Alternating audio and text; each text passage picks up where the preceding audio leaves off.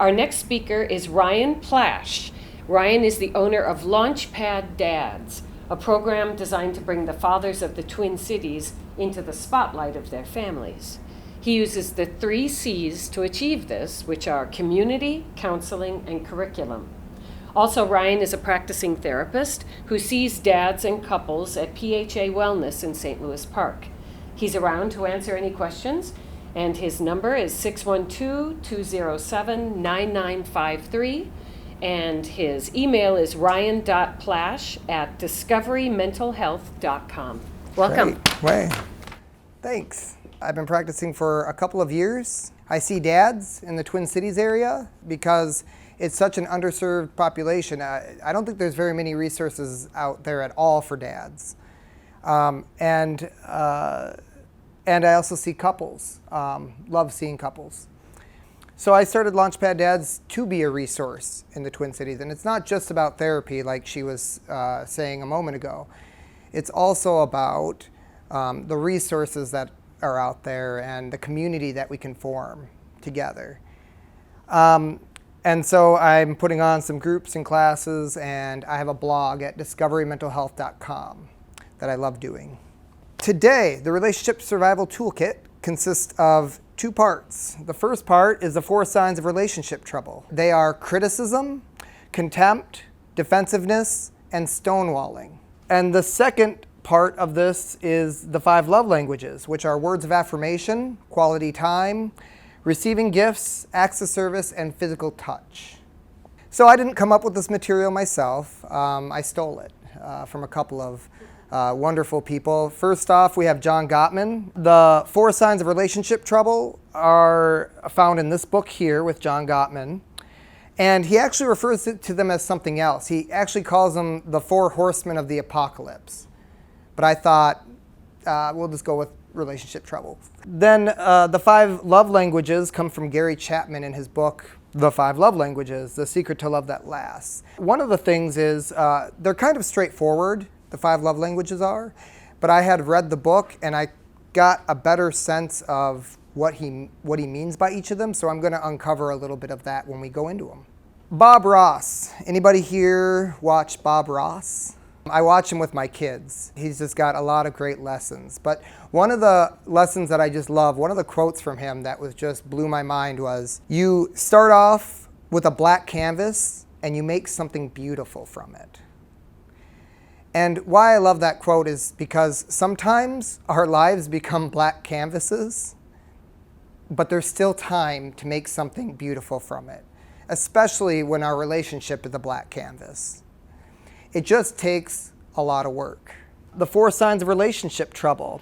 You should know that within these 4 signs, all of these are present in every relationship. However, if they're overtaking the relationship, that's when this is an issue. So we are going to be experiencing criticism and contempt in our relationship at some point, but hopefully it's not the whole relationship, which often it can become, and then something needs to be done. Maybe not therapy, but something else. There's a lot of things that you can do on your own to kind of help your marriage or relationship. 7 Principle book is a great place to start with that. 7 Principles of Making Marriage Work. So the first sign is criticism. What do I mean by criticism? One of the things about this is that you always have complaints in your relationship and complaints about things that are going on. Criticism takes that complaint and takes it a step further. Not only do you have a complaint, but you're also attacking that person's personality, you're attacking their character. And that can be very detrimental to the health of your relationship with your special one. Criticism sounds like a lot of things. It is put downs. It's a focus on the shortcomings of your partner. It's nagging and complaining. It's not noticing the positives that are there. And it's using phrases like you always or you never. Let's use an example. Of course you left the bowl for me to clean up again on the kitchen table. It's very blaming. It's not a very, this is a criticism towards that person. Of course they did that. there's an antidote for treating your partner this way, or partners treating each other this way, I should say. Gottman talks about to counteract criticism, an antidote for that is using a softer startup. Now, there's two things in a softer startup that I'll kind of explain here. The first part is somehow you have to work to change your language from you always, or you language, to I statements. An example with what we just talked about with you, of course you left the kitchen bowl on the table for me to clean up. It would be, I felt frustrated when I walked into the kitchen and saw a bowl. Also, with that statement, you're expressing your need in a more positive way for your partner to understand. When you use I statements, it sounds better. People relate to your feelings, but they shut down when they get blamed. So that's why using you language is so destructive it can be in a relationship. Although 90% of the language that we do use in society is you language. So it's kind of hard to break that, but I highly recommend looking into how can I soften my startup by using I statements. Number 2 is contempt. The feeling that a person or thing is beneath consideration, that they're worthless, or that they're deserving scorn. Gottman focuses on that deserving scorn aspect of contempt. He also wants you to know that contempt is the most poisonous of the 4 signs in a relationship, because it gets deeply seated in there and can just ruin the relationship. It is criticisms that build up over time. It's using the you always, you never statements. You never listen to me. You always prioritize yourself over me. Sometimes in the middle of an argument, contempt is going to come out as sarcasm, eye-rolling, name-calling, cynicism, mockery. It's not a very pleasant thing, but sometimes we're just fed up, right? It's hard. It's usually demeaning and unloving in a relationship. It's a very difficult thing to combat in a relationship. How do you go about changing it? It's hard. You're going to have to go towards changing the culture of the relationship if you want contempt to change there too. Changing the culture, there's a whole ton that goes into that. And that's what a lot of the work that I do with couples, like how can we change the dynamic between you two to make it so that it's better between you guys, that it's peaceful. It's what you want to see. A couple of things that they talk about in the book, just a few if you want to start changing, is expressing gratitude to your partner more often, letting them know why you're thankful. And what that is going to do is this next point here, the relationship bank account. So this is a technique that Gottman uses with his couples work, and it's one that I've been using for some time now. Just like, imagine you have a savings account, something hits hard, I don't know, the van doesn't move anymore. If there's no money in that savings account, is that van going to be able to move? Probably not, because you don't have the savings for it. In a relationship, you have an account too, and it is filled with the things that you appreciate about each other, the things that you do for each other, and the love that you give. If that's empty, if there isn't anything in the relationship account, when things hit, they're going to hit hard. Your relationship's going to have a harder time bouncing back because there's nothing left to take out from. He recommends a 5-to-1 ratio. 5 good things in your relationship for every 1 bad thing. It's hard to do. We're working, we live busy lives, but that's part of the problem of many of the relationships that are out there, that we're all just too busy. Number 3 is defensiveness. One thing about defensiveness, I would never tell you to get steamrolled by your partner. That's not what this is about. But the problem is when we take a defensive stand, there's a couple of things that go wrong in our relationship, in the argument. One, you're basically blaming that partner. No, I don't do that. That's just what you think I do. And that's because you're depressed, or that's because you're not feeling well. And so it's your fault, not mine. So you're blaming the other partner. You're not taking responsibility for what could be your part. Because sometimes there are things that you could be doing better in the relationship too, even if the argument that you're having isn't about that specifically. Thirdly, you're not listening to your partner anymore when you become defensive. You're up there, you're up in your head like, no, I'm not listening to this. This is your problem, not mine. And that partner is going to feed off that not being listened to. It's really about what defensiveness kind of looks like is, no, I don't do that, you're crazy. And what happens is it leads to more conflict escalation. A couple of things that you can do to kind of combat defensiveness is taking responsibility for how your actions had led to the discomfort. Your partner is a living person. When you become defensive, you kind of shut that part of your mind off to that. It's like taking a stand. And so just know that they're in pain and there is something you can do to help. Listen and wait without defending yourself. So listening is the key. Trying to combat that urge to say, no, come back from that. Listen to your partner's thing and see if you can work on the argument with them, like work on a certain part of the argument with them.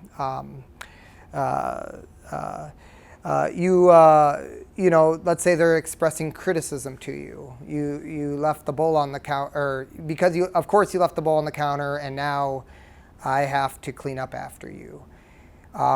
Instead of being defensive, well, our kid needed something, so I ran into there, and then I just forgot about the bowl.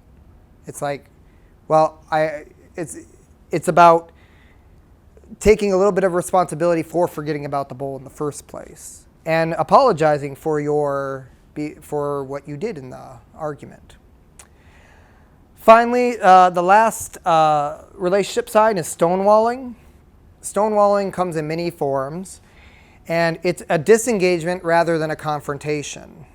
It's tuning out your partner's concerns and ignoring them. Contempt looks like many things in an argument. It is silence. It is physically turning away from your partner and walking away even. But it can also look like, I'm listening, sure, I believe that all the way. Your partner's going to sense that you're not being authentic with them. So that can be pretty troublesome. What he also found was, so one thing is in heterosexual couples, 85% of the people that they researched on this, it was the husbands doing it. But women can stonewall too. It looks different. So men are more typically going to become silent and not talk, or they're going to turn away. With women, stonewalling can be making eye contact with the person, but then tuning out everything that they're saying, like just not listening anymore, that glossy-eyed look. It just looks differently, but it's essentially the same thing. So it's isolation, withdrawal, not making eye contact, and being unresponsive. Stonewalling's hard to combat. It's usually one of the things that I make sure to point out right away is, has anybody here heard about being emotionally flooded? Yeah. So what happens when you're emotionally flooded is the emotions in your body overwhelm, and it shuts down up here, and it shuts down in here. You can't listen anymore. And if you're stressed out in your life from something else, emotional flooding just happens like that. It can happen with the first sentence. And if contempt is high, and your partner is emotionally flooded easily because there's so much stress and tension in your relationship, it's going to be a disastrous argument. First step, recognize when you're emotionally flooded. And just to let you know, flooding happens with all of these signs. But with stonewalling, if you want to combat that in a relationship, you're going to have to put a little effort into figuring out how to relieve that emotional flooding.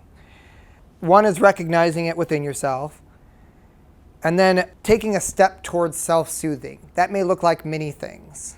One not, I don't always recommend this, but like I recommend this for people who are just at their breaking point and like when they fight, it's pretty damaging to both parties involved.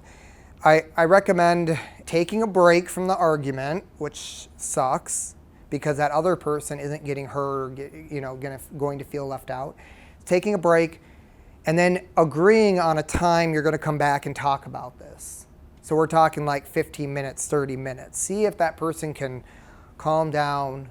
Sometimes it's a delay in processing. I'm noticing in my work, I'm noticing a lot of husbands are having like a delay of emotional processing, or they don't really see emotions as an important part of their being, and so therefore they have no clue that they're flooded at the moment. Another strategy for this is, instead of saying nothing, say something, right? What can I do to help the situation? Or just at least admitting to your partner that I don't know what to do. I don't know how to fix this. But it's engagement rather than disengagement. And that's hard to do. It's hard. So that's the 4 signs of relationship trouble. The next part of this is the 5 love languages, based on the book, The 5 Love Languages, as I introduced earlier. The reason why I put this gas tank there is Chapman talks a lot about having a love fuel tank. Love tank. So everybody here has a love tank, and when it's filled, you feel loved. When it's empty, you're running on nothing, just like that van that you don't have enough money to pay to make work. As we go over each of these, just know that you need all of them in your life, but there's 1 or 2 that come from this that are going to fill that tank up a little bit faster. Number 1 is words of affirmation. If you have a partner that loves to be affirmed, it's about using encouraging phrases with them.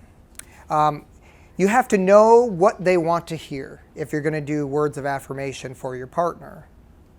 Be careful about the tone that you use when you say affirming things to them, because if it's coming off as inauthentic, they're going to sense that. It's not going to be filling up their love language or their fuel tank.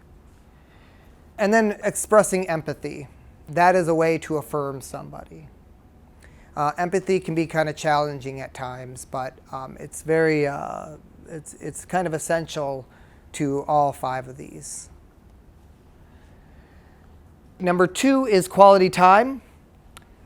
You essentially are married or in a relationship, and this is about giving part of your life to that person. If your partner has quality times as a love language, it can be done in about 20 minutes a day, 20 minutes a couple times a week. It doesn't have to be like the whole day. I think that's sometimes where we get confused too. Like, oh, quality time means I have to go on this like 4 to 5 hour date or 4 to 5 hour thing. And that's not the case here. It's really about being present with them. He gives 5 recommendations if you're going to give quality time to your partner. It's using eye contact when they're talking, not multitasking. Put that phone away. Make sure the dog doesn't come in and you're petting the dog and wondering what Scruffy is thinking rather than what your partner is telling you about. It might be waiting until the kids are in bed. If you have kids, that's hard. But that's a challenge for a lot of couples, because when the kids are in bed, it's time to be adults, and sometimes we don't want to talk. Listening to feelings, again, with the empathy piece. Observing their body language. Know how your partner is receiving this. And you can tell through, how they look when you're talking to them. And then don't interrupt. Listen, don't interrupt. All the men out there, turn off that. I always point to the back of here. So it's not about fixing it. It's about listening. So you can't listen. Or you can't listen if you're trying to fix it. And chances are that thing in the back of your mind is like, oh, I have a solution for that. Why don't you try this? Nope. That's not what quality time's about. It's not about advice giving. Number 3 is receiving gifts. That's pretty self-explanatory. A couple of things. Let's say your partner has a value of saving money, but they also have a thing of receiving gifts, a love language of that. You don't necessarily have to do something that costs a lot of money. Giving the gift, but also being cognizant of your partner's values. Presents can be a gift, and I think we sometimes forget that. How can you present yourself in such a way that it's a gift to your partner? Number 4 is acts of service. What he talks about in acts of service is that you got to be careful. Your partner is not your slave. If you have a love language of this, or your partner has a love language of this, it could be acts of service can be something. It can be taken the wrong way. So one of the things you have to make sure to do is communicating to your partner why you're doing these things for them, and why your partner, and if this is your love language, communicating why you want these things done, and having kind of a talk about it. They're not a doormat. With acts of service, lists can be a good thing to maybe get it started, but you kind of want to stay away from lists, because making a list for your partner, or your partner asking for a list, because that, again, can send out the wrong thing. It's really about getting to know your partner and then doing things that they would like to see happen. That's what he means by this. It's not just a to-do list. Lastly, here we have physical touch. Just like with many of the love languages, it depends on how and where the person that you love wants to be touched. You got to know that, because otherwise, if you get it wrong, you're going to communicate the opposite of love to them. They're not going to want that. Physical touch does not include sex in your relationship. Sex is a separate part. And so there will be, when you're using this tool, like in the therapy room, I often have to explain this to couples, because one of them will be, oh yeah, yep, that's physical touch, that's mine. And then I go, oh, well, it's not really about sex, that's a different part. And then they're like, oh. It really gets you to examine, like, okay, so then what really is your love language? We're trying to fill up the love tank so that physical and emotional intimacy can happen. So it's separate from physical touch. So just knowing where your partner wants to be touched and knowing how to touch them. That's kind of the key here. If you want to take the love language quiz, it's free online. You just type it in, the 5 love languages, and go there. It's 30 questions. They give you scores under each one. So this is affirmations. I don't remember the order of them, but they go in order here. And you look at how many points are in each category. Make sure you pay attention to 1 and 2, because that's going to help. That's going to help with fueling the love tank, rather than just thinking, oh, I just want to be loved one way. And just another friendly reminder, you'll need to remember that you have to have all of these in your relationship in order for it to be successful. Partly successful. Maybe you don't like receiving gifts, but everybody likes receiving. Many people like receiving a gift every now and then. Yeah. Before we end today, if there's any questions, I'm happy to answer them. No pressure.